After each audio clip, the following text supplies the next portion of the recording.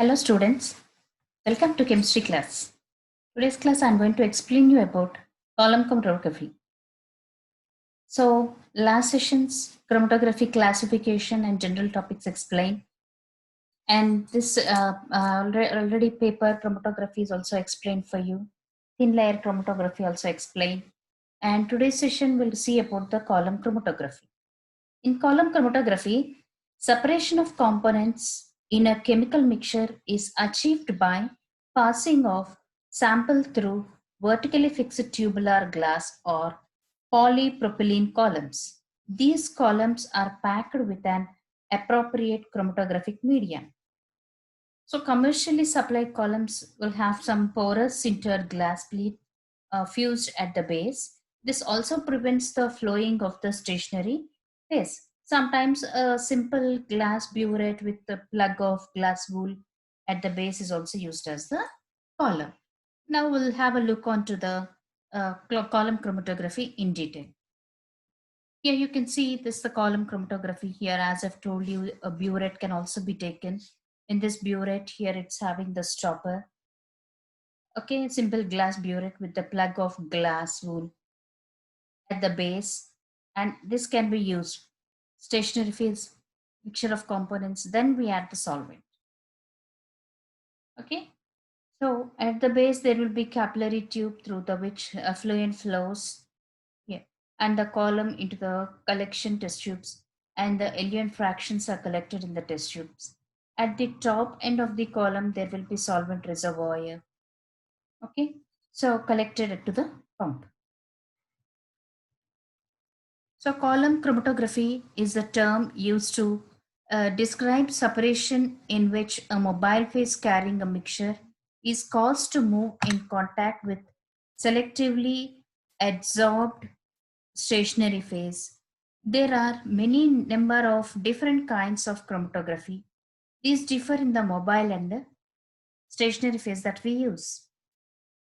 So column chromatography, it was developed by American scientist D.T. Day in 1900.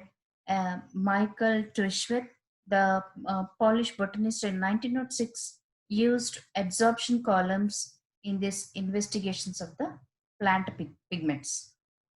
Here, this is the silica packets. Here you can see mixture of the components, how they are getting separated out. You can see, observe. So the principle behind this column chromatography, we'll see. Column chromatography is one of the most useful methods for separation and purification of both solids and liquids. This is a solid liquid technique in which stationary phase is a solid and the mobile phase is a liquid. Okay, so the solid and the liquid technique. Here stationary phase is the solid and the mobile phase is the liquid. The principle is adsorption. Mixture of components mix in the melting point and it is introduced into the column. Components move depend upon their relative affinities. So column chromatography, adsorption column chromatography, the adsorbent packed in the glass column and a solvent, the mobile phase that moves slowly through the packed column. A solvent used as the mobile phase is nothing but the eluent. Here, this is the stopper, and here you'll be having the cotton, and this column it's completely silica gel, a sand, and this is the solvent bulb, and the solvent is filled in this way. Mobile phase. This is a joint. This is the joint.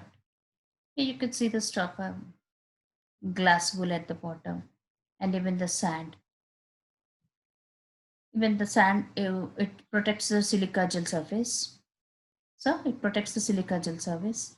Aluminium, even that surface can be protected by sand, and the pigments are getting separated into different components. This mixture is getting separated here. You can see the bands. And this is the eluent. It's nothing but the solvent, the mobile phase. So column techniques, it is classified on the basis of nature of interaction. So column chromatography attracted more strongly by the mobile phase. which will move rapidly through the column and elute and come off the column dissolved in the eluent. In contrast, a compound moves strongly, attracted to the stationary phase. It will move slowly through the column. So the compound more strongly gets attracted to the stationary phase. It moves slow. Generally, it's very common. The one which is getting attracted will stay there itself and thereby it moves very slowly. And the one which is not attracted moves fast and it's again bands are appear here. This is the stopper, glass wool, silica, and the bands you can see here, different bands, which are getting separated. Here the solvent, eluent, reserve, mobile phase. Okay. So column chromatography techniques, see they're different classified based on the nature of interaction between the solutes and the solvent phases.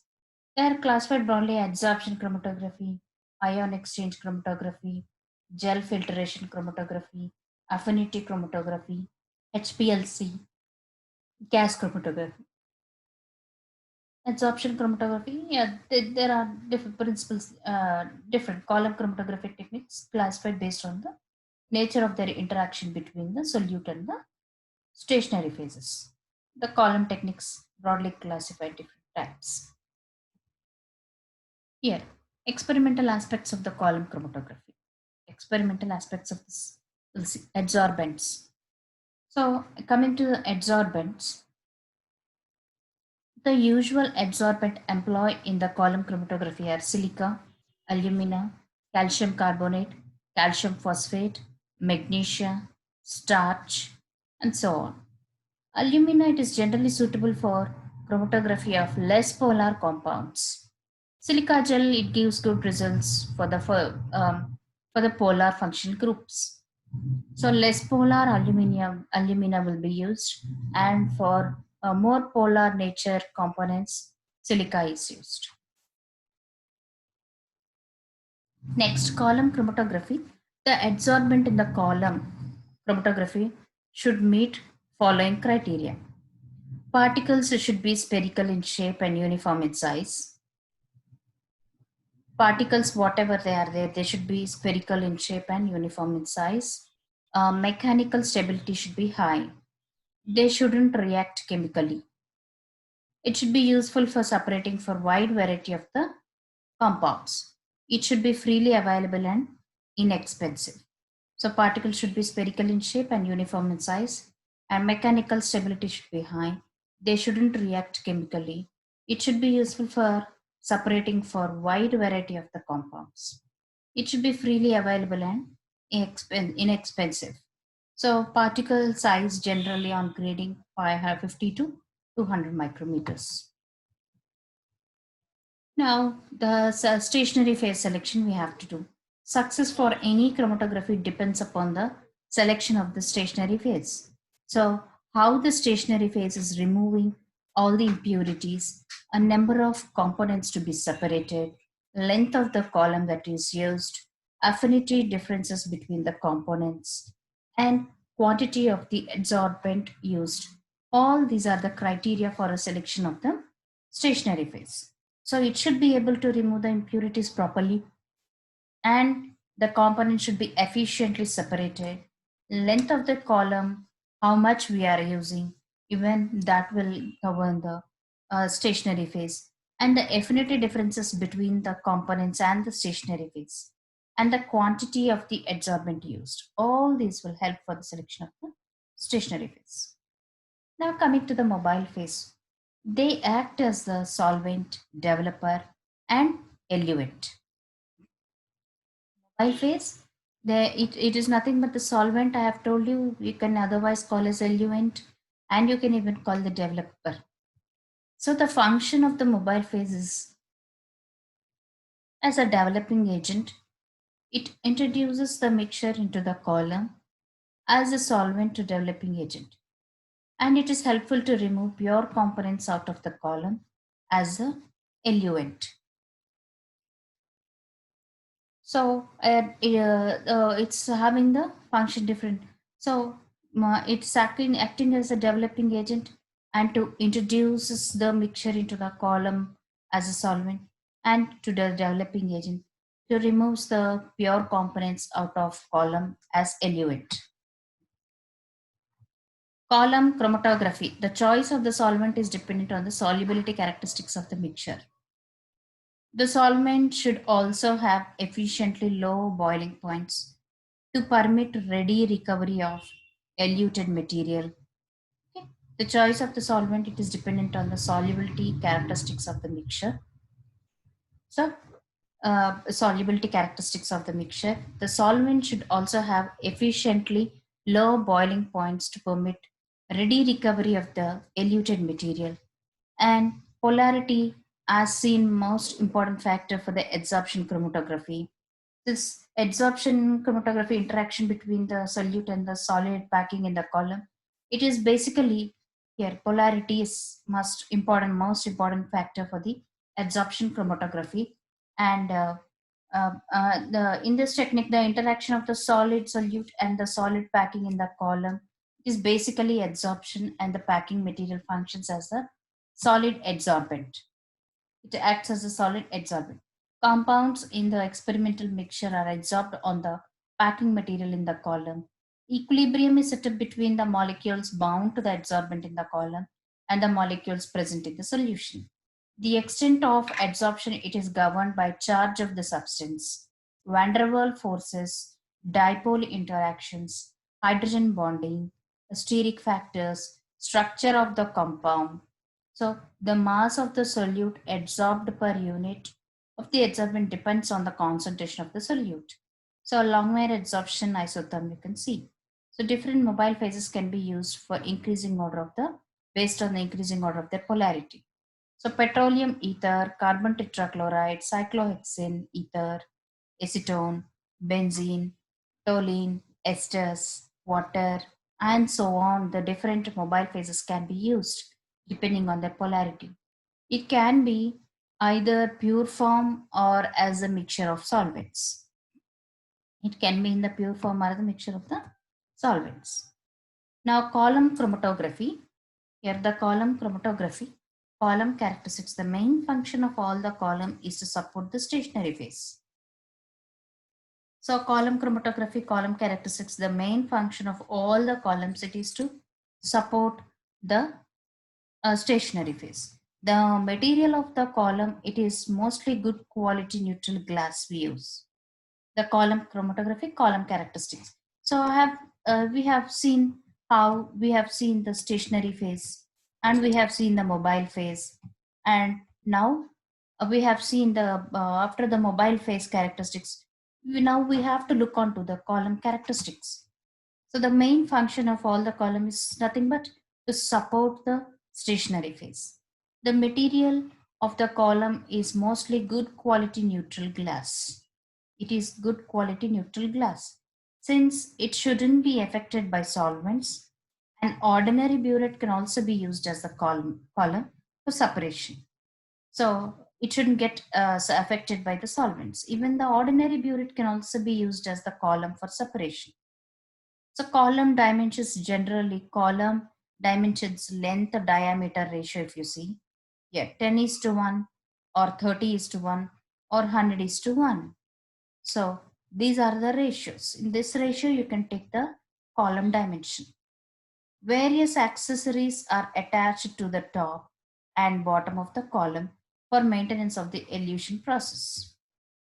So various accessories are attached to the top and bottom of the column for maintenance of the elution process.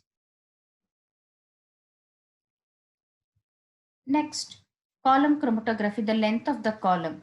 It depends upon the number of compounds to be separated, type of adsorbent that is used, quantity of the sample.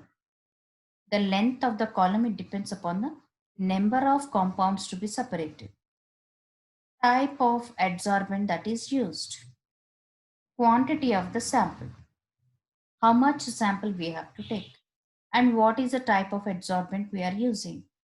So number of compounds that are to be separated, and the affinity of the compound towards the adsorbent used. Better separation will be obtained with a long narrow column. So better separation we get through the long narrow column than the short thick. See, as the length is increasing, it passes on and thereby it gets separated. Because of the number of plates, short, thick column, because of the number of plates will be more. As the length is increasing, the plates will be more and the separation will be more efficient than the short one, than the short, thick column.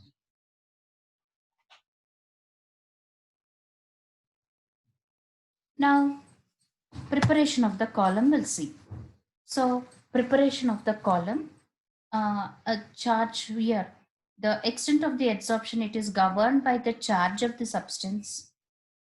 Extent of the adsorption, it's nothing but charge of the substance, van der Waals forces, dipole attraction interactions, hydrogen bonding, steric factors, structure of the compound. All these govern the adsorption of the substance on the stationary phase.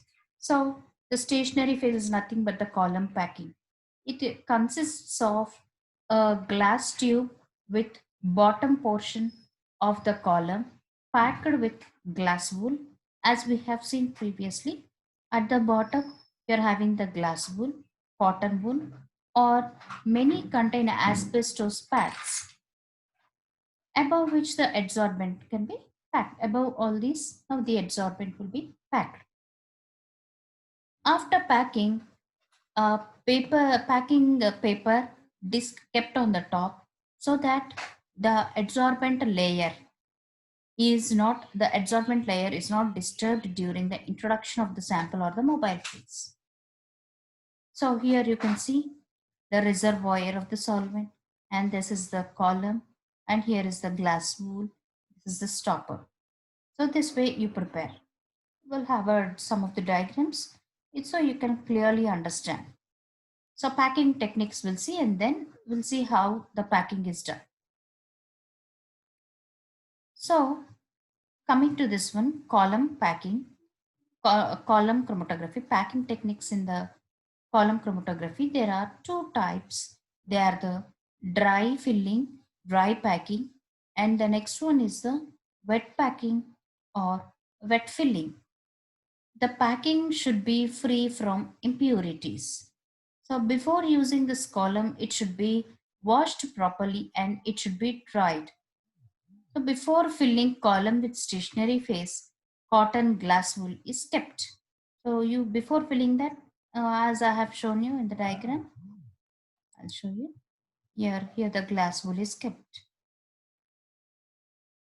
Okay. So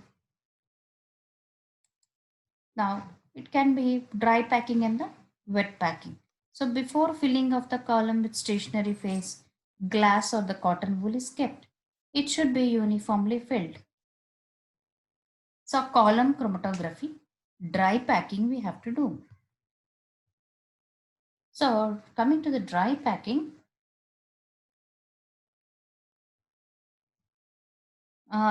technique, adsorbent is packed in the column in dry form. Fill the solvent till equilibrium is reached. Here, the adsorbent in the dry packing, it is packed in the dry form with no solvent in the dry form. Now fill the solvent till equilibrium as it is reached. So first dry packing and then only you have to add the solvent until the equilibrium is reached. Yeah, you can even see the demerits. Air bubbles get entrapped between the mobile phase and the stationary phase. Air bubbles are getting entrapped between the mobile phase and the stationary phase. Cracks even can appear in the adsorbent layer because there is no proper binding in the drying filling. Dry packing, so here proper, you don't get a proper bonding. So binding capacity will be less and thereby cracks will appear in this adsorbent layer. After filling, tap and it can be done to avoid the spaces. See, as after you're tapping, so you fill with in order to avoid it, here you take, and in this way you have to put the addition of the packing stationary phase, and here you can see after packing this one, just tap that column. so that without air bubbles, it is getting filled up. Here, in this is the other way, column chromatography, filling, dry filling, how you are doing. Your burette is fixed to the stand, this column, and in this you are pouring the dry matter. Glass wool is kept, and on that you are adding all this. So you're adding the stationary phase, and then you tap them. After tapping, again still you fill. So in this way, with the tapping method to avoid the air bubbles, we you do. But it is having a drawback of it may get cracked and proper separation may not takes place due to no proper binding. So column chromatography, wet packing technique, it is the ideal and common technique. So the material is slurried with solvent. Material it is slurried with solvent and it is generally added to the column in portions. So the meaning itself will tell you. The stationary phase you generally wet it, and here ideal and the common technique. The material is slurried with solvent. Okay, slurry you'll be preparing. It's nothing but the solid mixed with the solvent. Slurry you'll be getting. Stationary phase mixed with the solvent and generally added to the column in proportions, in portions. Small portions you add. Stationary phase settles uniformly. Stationary phase it settles uniformly. No crack in the column of the adsorbent you can see. Stationary phase settles uniformly. You can see no crack in the column of the adsorbent because it is the wet filling. In the dry filling, these cracks you can observe. And solid settle down while the solvent remain upward. So on this trapping, again, whatever the solid is there, that solid stationary phase gets settled down and the solvent, it remains upward. This solvent, it is removed. Then again, cotton plug is placed. Here. The solvent, it is removed. Then again, cotton plug is placed. So this way, a wet packing is done. Now, column chromatography, introduction of the sample we go.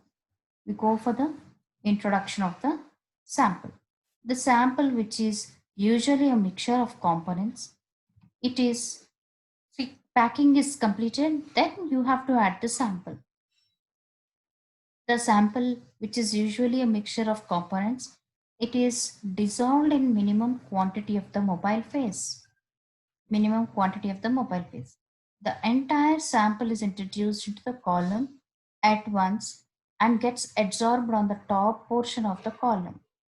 The sample, which is usually mixture of components, it is dissolved in minimum quantity of the mobile phase. Okay, so after the sample is getting is dissolved in this mobile phase, now after dissolving the sample in the mobile phase, the entire sample is introduced into the column at once and gets adsorbed on top portion of the column. Okay, you add. From this zone, individual sample can be separated by the process of elution. Okay, first we have took the column closed with the glass wool. Then you have done dry packing or wet packing. After doing that, take the sample. This sample is take the sample and this sample is mixed with the mobile phase. You make that and that mobile phase and that one it is introduced in the column at once and then get adsorbed at the top portion of the column. Now we have to go for the elution after putting this one. Now you add the mobile phase and this mobile phase or the eluent. Okay, so solvent you can call mobile phase or the solvent or the eluent. It is poured on the sample mixture. Yeah. So glass wool closing, column filling, sample, then the solvent is added here. Column, sample mixture, this is the mobile phase. Okay, here you can see how it's traveling the sample. It is traveling along the column. So for polar ones, you take silica, and for non-polar groups, you take the alumina. Here you can see the traveling of the sample through the column. You're able to observe. Okay. Then we collect it. Yeah. Previously, you have seen you have to keep adding the solvent. Here, this is the stopper. This is the glass column stopper. This one you're having the glass wool. And here after closing, sometimes even silica to stabilize we add. Then you add the stationary phase. And to the stationary phase, here is the sample mixture we are adding. This complete one, three colors, blue, green, yellow. It's our sample mixture dissolved in the solvent, and then again you're adding the solvent eluent. After adding this one, this is pulling down. The solvent is coming down. As it's going down, one of the component which is attracted in the stationary phase stays there itself. The one which is less attracted goes through the column. So it is coming down. Okay. Here you can see one of the component change. Yellow starts dropping down. Now the development technique elution. We'll see. So by development technique, column chromatography, development technique, we'll see. Elution. So by elution technique, the individual components are separated out from the column. The two techniques are isochromatic elution technique and gradient elution technique. Okay. So the development techniques. So by eluting technique, the individual components are separated out from the column. The two techniques are isochromatic elution technique. In this elution technique, same solvent composition or solvent of same polarity is used through the process of separation. So isochromatic elution technique. In this elution technique, same solvent composition you have to take, or the solvent of same polarity is used throughout the process of separation. So chloroform only. Example, only the chloroform where the same solvent composition of the same polarity it used throughout the separation. So it is isochromatic elution technique. It is isochromatic elution technique. Here the solvent it is having same composition and the polarity. Now column chromatography in this gradient elution technique. Column chromatography gradient elution technique you take. So it is gradual. Gradient means gradual. Isocratic. What is isocratic? Same polarity, same composition. Okay. Solvents of gradually increase the polarity or the elution strength are used during the process of separation. So example, initially benzene you take, chloroform you take, ethyl acetate and chloroform here. So gradually they get eluted. Solvents of gradual increase in polarity or increase in the elution strength are used. So increasing the solvents of increasing polarity or increasing elution strength will be used here. So gradually we do. So benzene, then again elution of the chloroform, then ethyl acetate, and then chloroform. So different solvents we are using here. Now, the next step. What is the next step? The detection of the components. In the detection of the components, here, in the detection of the components, what you're getting is If the components separate in a column, chromatography procedure are colored. If compounds are separated in the column, the chromatography procedure, it is completely colored, and progress of the separation can simply monitored usually by the color. So here the mass of the solute adsorbed per unit weight of the adsorbent depends on the concentration of the solute. The mass of the solute adsorbed per unit weight of the adsorbed depends on the concentration of the solute. This is governed by Longmire adsorption isotherm. M is equal to K1 into K2 into C by 1 plus K2C. Okay, so detection of components, how it is done is here by visually seeing the different colors, we can detect if the compounds to be isolated from the column chromatography are colorless. In such case, small fractions of eluent are collected sequentially in the labeled tubes, and the composition it is analyzed by thin layer chromatography. Okay, if the compounds that are getting separated in the column procedure, then if it is color, that progress separation can simply be monitored visually. If compounds to be isolated from column chromatography, if they are colorless, in that case, small fractions of the eluent are collected subsequently in the labeled tubes. We'll see the diagrams. They are collected in the labeled tubes, and the compositions of each fraction is analyzed by TLC. So if the isolated ones are colorless, that case small fractions of the eluent are collected in the labeled test tubes, and thereby composition of each fraction can be analyzed. So here you can see how I've told you. So if it is colorless, eluting the sample, components A, B, C separate as the column progresses. You can see A, B, C. This is moving faster in the mixture. So this gets eluted first, then B, and then C.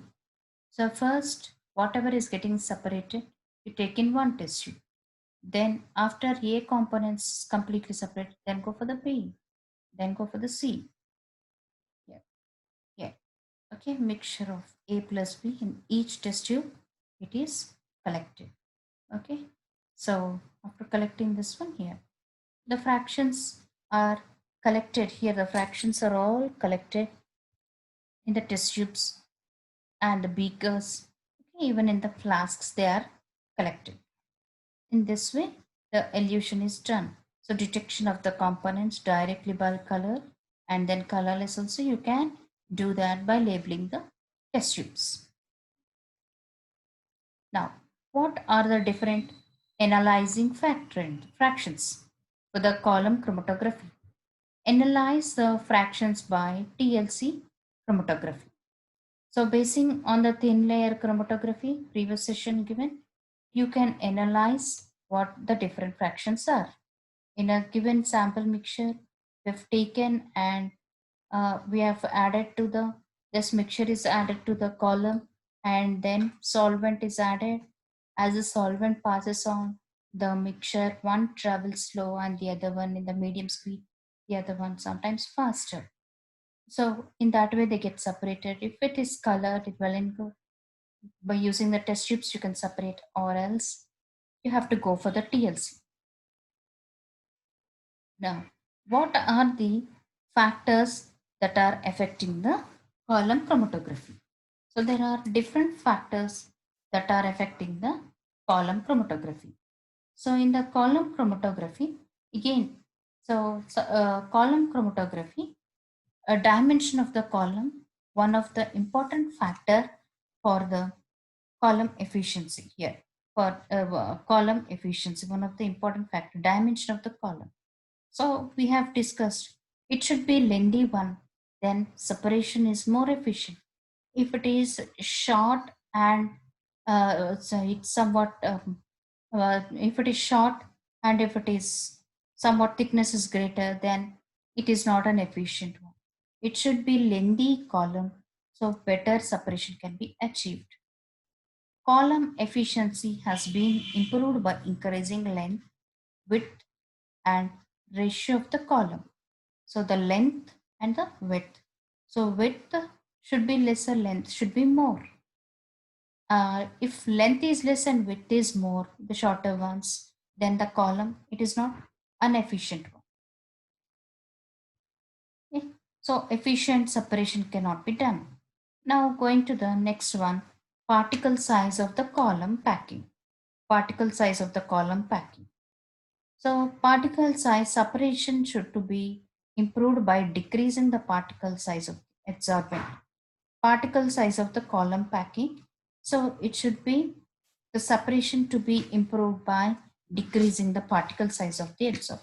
If it is more, the adsorption cannot be done properly. Separation efficiency, column efficiency will decrease. So it should be in a uniform way, the size, and it should be in a lesser one. So the particle size should be less and it should be uniform. And therefore, the column packing will be more efficient and the separation will be more efficient. Activity of the adsorbent is also an important factor. So activity will also govern the efficiency of the column. So activity of the adsorbent should be more so that the column efficiency also increases. Temperature of the column. The speed of the elution increases at higher temperatures. Speed of the elution will increase at high temperatures. So if it is hot, then the elution will be more.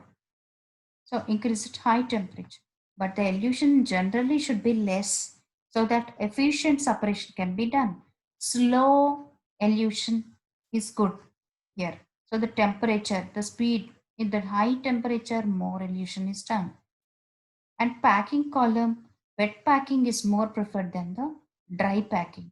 So for column efficiency, packing column is also one of the factor, but the packing column, it should be, here the packing column, it should be wet packing more good for the column efficiency and the separation.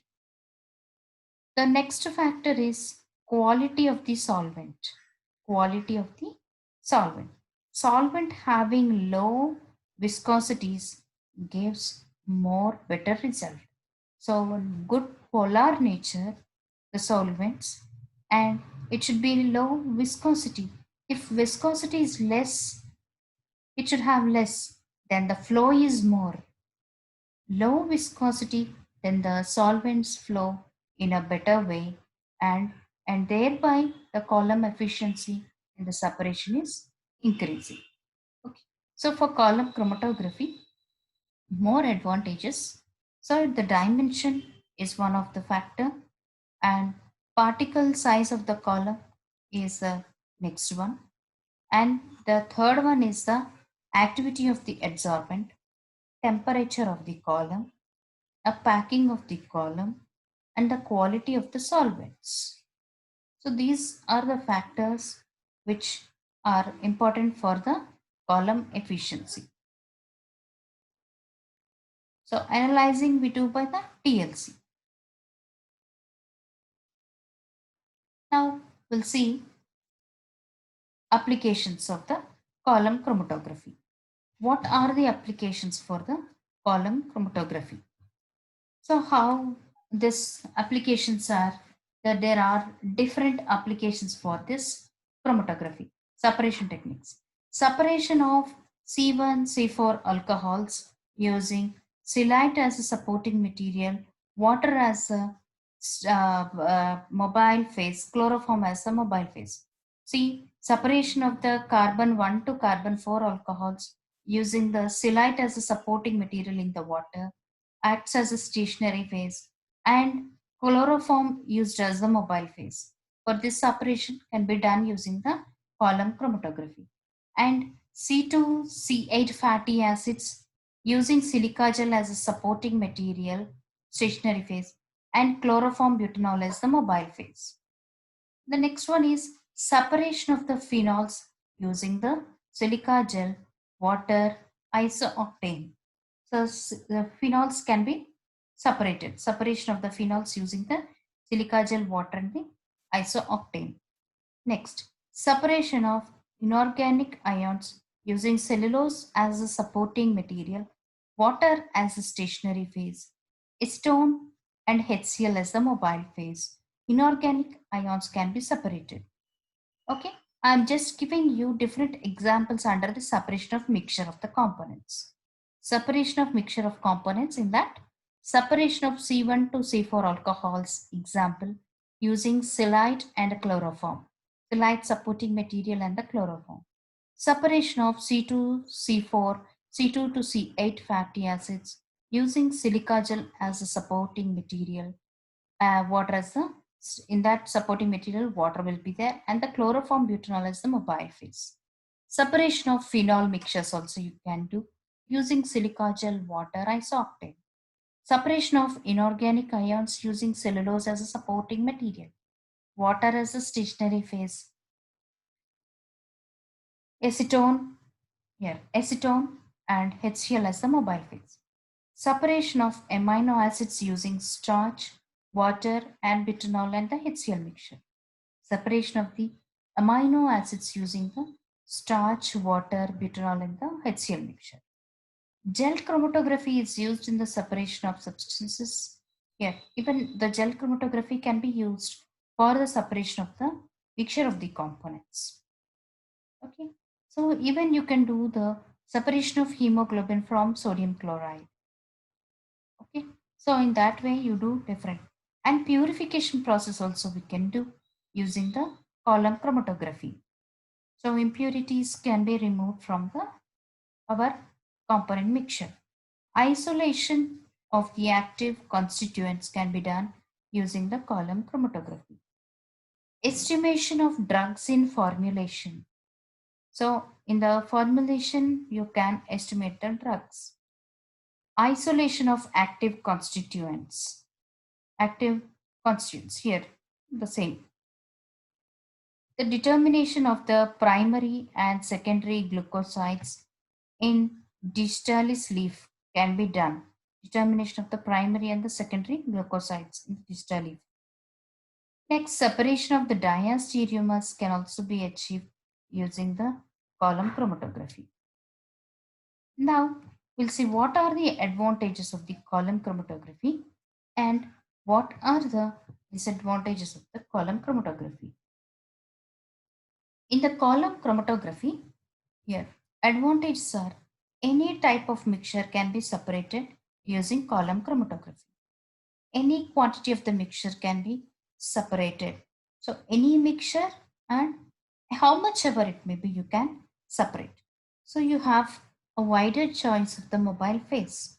Yeah, automation, and you have seen a test tube, a burette is taken, simple test tubes, glass wool, and the stationary phase and the mobile phase. So total equipment, it is simple. The automation is very easy. It is possible. At the same time, you are having some of the disadvantages for the column chromatography. So it is time consuming. More amount of mobile phase is required. Slowly it takes place. So it is time consuming. But the mobile phase requirement is also high. Automation makes the techniques more complicated and expensive. Automation, it is possible, but the techniques here, it is more complicated and it is expensive. So therefore, column chromatography, it is having advantages as well as disadvantages. I hope everybody have understood this column chromatography. I'll just give a revise for this column chromatography. So chromatography first session general view is given for you, and then a paper chromatography I have explained. After paper chromatography, thin layer chromatography also I have explained. And in this column chromatography, how you are preparing the column chromatography, how you are preparing the column, we have seen.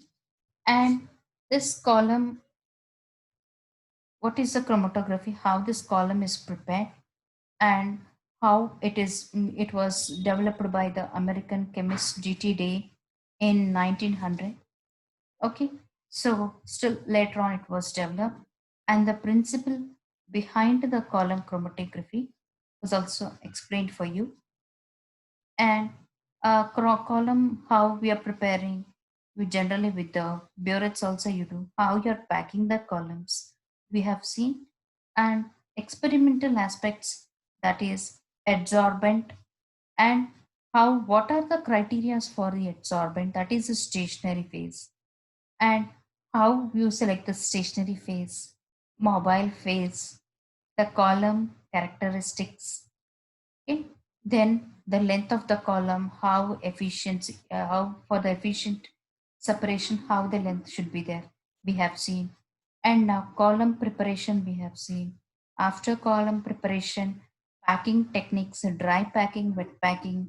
Then in the dry packing, how you do, and wet packing, how you are doing. So wet packing is more advantageous. Then how you are introducing the sample. After introduction of the sample, how in the diagrams we have seen. After that, the development techniques. The development techniques, isocratic elution technique, gradient elution technique, detection of components, how you are detecting, how you are separating in the test tubes, how you are analyzing the fractions, and what are the factors affecting the column efficiency, a very important factor. So that was explained for you. So next, after this, factors affecting the column efficiency, the prince Hinchelwood modified the formula that was not given, but when Longmire adsorption isotherm M is equal to K1 K2 into C by 1 plus K2C was also given for you. And the applications and the advantages and the disadvantages are also explained in detail for you in this session. So I hope everybody have understood the column chromatography. Next class we'll see high pressure liquid chromatography, HPTLC we'll see. Thank you everybody for listening to my lecture.